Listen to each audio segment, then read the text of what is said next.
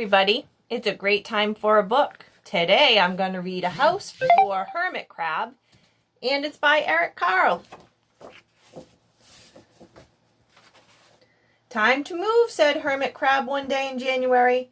I've grown too big for this little shell. He had felt safe and snug in his shell, but now it was too snug. Hermit Crab stepped out of the shell and onto the floor of the ocean. But it was frightening out in the open sea without a shell to hide in. What if a big fish comes along and attacks me, he thought. I must find a new house.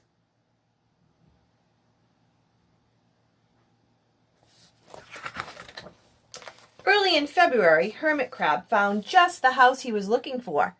It was a big shell and strong. He moved right in, wiggling and waggling about inside it to see how it felt. And it felt just right. But it looked so plain, thought Hermit Crab.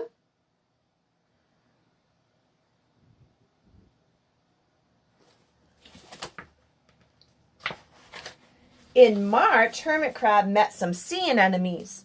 They swayed gently back and forth in the water. How beautiful you are, said Hermit Crab.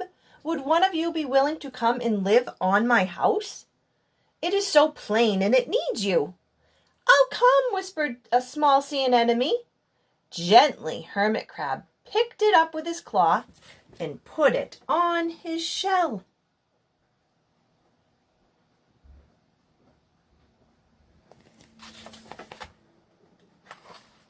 In April, Hermit Crab passed a flock of starfish moving slowly along the sea floor. How handsome you are, said Hermit Crab. Would one of you be willing to decorate my house? I would, signaled a little sea star. Carefully, Hermit Crab picked it up with his claw and put it on his house.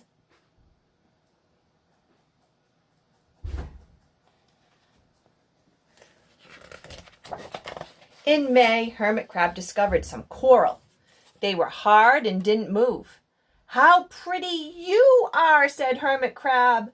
Would one of you be willing to help make my house more beautiful? I would, creaked a crusty coral. Gingerly, Hermit Crab picked it up with his claw and placed it on his shell.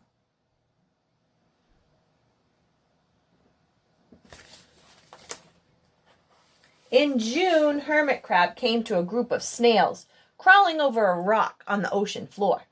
They grazed as they went, picking up algae and bits of debris and leaving a neat path behind them. How tidy and hard-working you are, said Hermit Crab. Would one of you be willing to come and help clean my house? I would, offered one of the snails.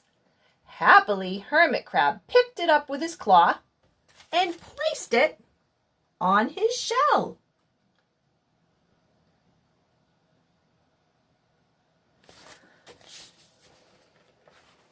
In July, Hermit Crab came upon several sea urchins.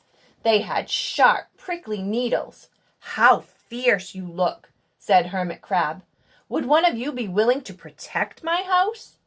I would, answered a spiky sea urchin.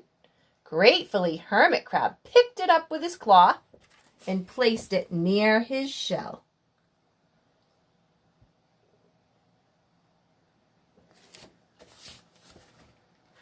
In August, Hermit Crab and his friends wandered into a forest of seaweed.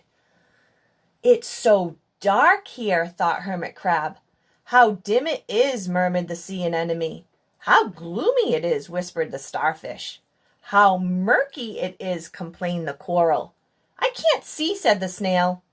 It's like night time, cried the sea urchin.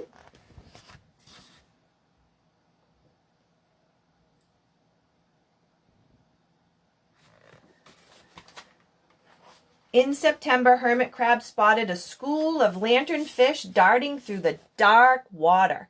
How bright you are, said Hermit Crab.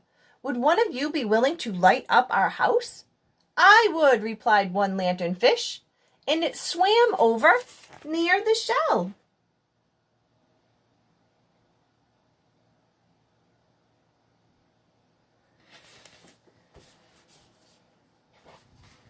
In October, Hermit Crab approached a pile of smooth pebbles. "How sturdy you are," said Hermit Crab. "Would you mind if I rearranged you?" "Not at all," answered the pebbles. Hermit Crab picked them up one by one with his claw and built a wall around his shell. "Now my house is perfect," cheered Hermit Crab.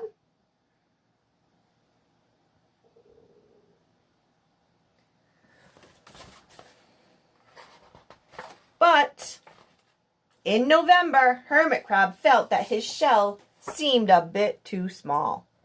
Little by little over the year, Hermit Crab had grown. Soon he would have to find another, bigger home. But he had come to love his friends: the sea anemone, the starfish, the coral, the sea urchin, the snail, the lanternfish, and even the smooth pebbles. "They have been so good to me," thought Hermit Crab. "They are like a family. How can I ever leave them?"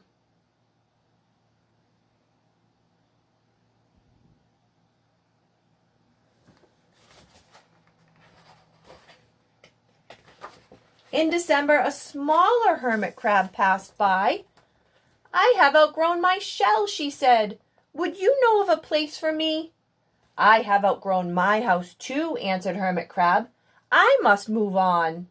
"You are welcome to live here, but you must promise to be good to all my friends." "I promise," said the little crab.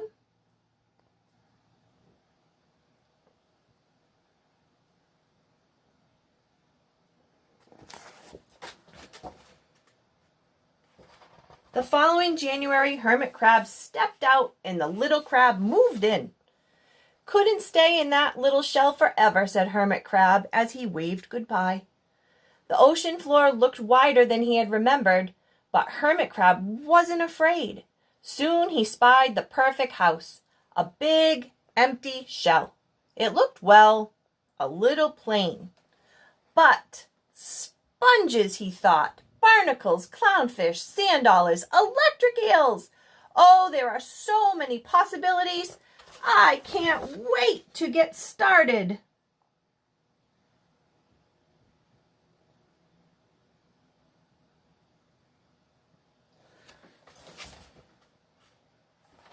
And that, my friends, is the end. Have a very happy day.